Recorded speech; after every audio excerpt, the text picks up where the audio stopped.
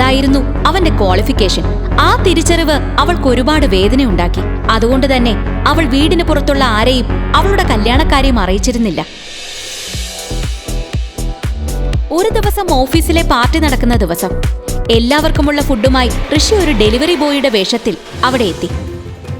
മറ്റുള്ളവരുടെ മുന്നിൽ നാണം കെടാതിരിക്കാൻ വേണ്ടി ശ്രീലക്ഷ്മി അവനെ പണം കൊടുത്തു പറഞ്ഞുവിട്ടു.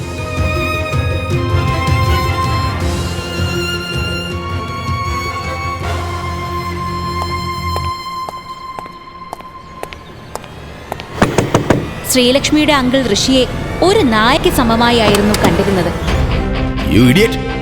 നിനക്ക് AC ഇട്ട് കിടന്നുറങ്ങാനാണോടാ ഞാൻ ഈ കാർ വാങ്ങിച്ചു വെച്ചിരിക്കുന്നത്? നിനക്കറിയാലോ എനിക്കിന്ന് ഇമ്പോർട്ടന്റ് മീറ്റിംഗ് ഉണ്ടെന്ന്. നീ ഇവിടെ കിടന്നുറങ്ങിയാ എനിക്ക് മീറ്റിംഗ് മിസ്സാവില്ലേ? നീയൊക്കെ ജന്മം ചെയ്താൽ കാണാൻ സാധ്യതയില്ലാത്ത ആഡംബര ഹോട്ടലിലേക്കാ ഞാൻ പോകുന്നത്. ഡോർ തുറക്കടാ.